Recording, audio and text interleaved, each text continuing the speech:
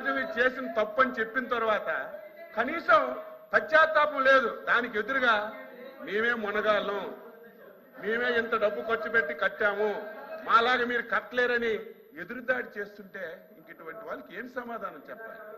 దయ ఉంచి మీరు ఆ వేళ శ్మశానం అని అనడం చాలా తప్పు.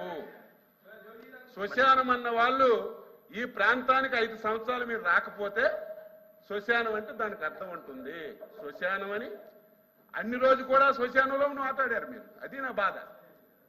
కాబట్టి మనం మాట్లాడేటప్పుడు ఇప్పుడు కూడా రైతులకి ఏదో ముష్టంటే తప్పని చెప్పాను నేను. అలాగ మాట్లాడకూడదమ్మా, తప్పది, గౌరవించాలని చెప్పాను. ఎవరివైనా సరే కొంచెం మనకు అనుభవం ఉన్నప్పుడు తెలిసినప్పుడు మాట దొరుకుతుంది. నేనంత స్పీడ్గా మాట్లాడేటప్పుడు ఒక మాట తప్పు మాట్లాడవచ్చు, మళ్ళీ తెలుసుకొని మనం సరి చేసుకోవాలి.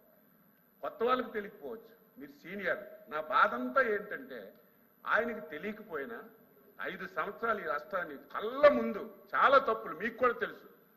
ఆయన ఆబ్సెన్స్లో మీరు కూడా మాట్లాడుకున్నారు, కానీ ఒక్కరు కూడా చెప్పకపోవడం వల్ల 5 సంవత్సరాలు ఈ రాష్ట్రం ఎంత దారుణంగా నష్టపోయింది. ఈరోజు బడ్జెట్ గురించి మాట్లాడుతున్నాం. నిన్న మొన్న ఒక శాసనసభ్యుడు అధ్యక్ష ఇరిగేషన్ ప్రాజెక్టు గురించి మాట్లాడి, అంటే నోరుందని మాట్లాడి ఏదో సోషల్ మీడియాలో పెట్టి ఒక టీవీ పత్రిక ఉందని చెప్పి దాని మీద మీరు స్క్రోల్ చేస్తే మనం మాట్లాడిన మాటలకు అర్థం ఉండాలి. ఒక శాసనసభ్యుడు అధ్యక్ష ప్రకాశం జిల్లా వెలుగొండ ప్రాజెక్టుకి ఈ బడ్జెట్లో కేటాయింపులు లేవు. 1000 కోట్లు అవసరమైతే 300 కోట్ల రూపాయలు కేటాయించారు. ఈ ప్రాంతానికి ఎన్డీఏ ప్రభుత్వం తీరని అన్యాయం చేసిందని తాటికాయంత అక్షరాలతో టీవీల్లో, పేపర్లో, మీడియాలో మాట్లాడారు. అధ్యక్ష, ఆనాటి ముఖ్యమంత్రి గారు ఆ ప్రాజెక్ట్ని ప్రారంభోత్సవం చేసి చంద్రబాబు నాయుడు గారు ఫౌండేషన్ వేశారు, చెయ్యలేదు.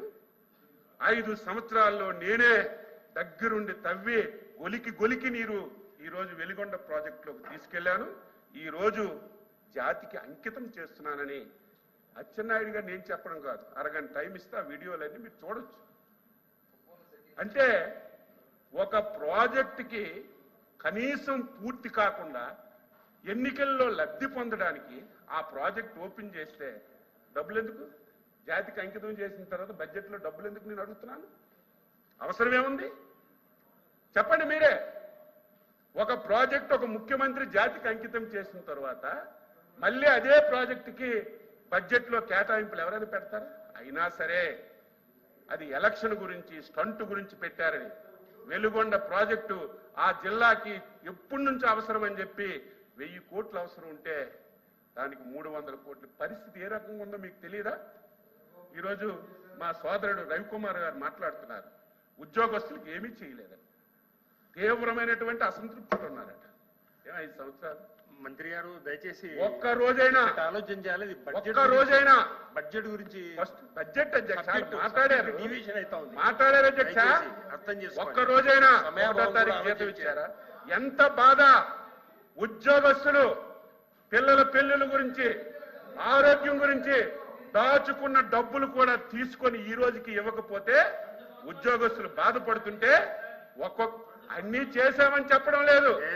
మేము ఇచ్చిన హామీలన్నీ ఈ రోజే అమలు చేశామని చెప్పడం లేదు. రాష్ట్రం ఇబ్బందుల్లో ఉంది. నేను అడుగుతున్నాను, మాట్లాడితే డైరెక్ట్ బెనిఫిట్ స్కీమ్ కింద 3,50,000 కోట్లు మేము అకౌంట్లో వేసామని అందరూ మాట్లాడుతున్నారు. నేను అడుగుతున్నాను, ఎవరు వస్తారు రమ్మనండి.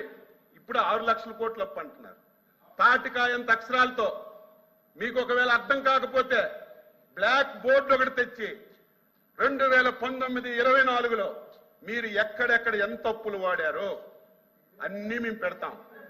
10,40,000 కోట్లు అప్పు వాడారు. 3.5 లక్షల కోట్లు డైరెక్ట్ బెనిఫిట్ స్కీమ్ కింద ఇచ్చారు. ఆలోచన చేయాల్సింది ఎక్కడికి వెళ్ళింది? ఒక ప్రాజెక్ట్ కట్టారా? ఒక రోడ్డు వేశారా? ఒక పరిశ్రమ తెచ్చారా? ఏం చేశారు మిగతా డబ్బు? ఇవి కాకుండా ప్రకృతి ఇచ్చిన సంపద అధ్యక్ష ఇసుక మొత్తం సింగిల్ హ్యాండ్, దయచేసి బడ్జెట్ గురించి సింగిల్ హ్యాండ్. మాట్లాడండి అధ్యక్ష. ఈ రోజు మైండ్స్ సింగిల్ హ్యాండ్ మీద మంత్రి గారు. ఇటు ప్రజల దగ్గర వచ్చిన రాబడి పోయింది, ప్రకృతి ఇచ్చినటువంటి సంపద మొత్తం దోచేసి ఈ రాష్ట్రాన్ని ఫైనాన్షియల్ గా అధోగతి చేస్తే 8 మాసాల్లో గర్వపడుతున్నాను. నేను కూడా 6 సార్లు ఎమ్మెల్యేగా హామీలు ఇచ్చాం, అధికారంలోకి వచ్చాం.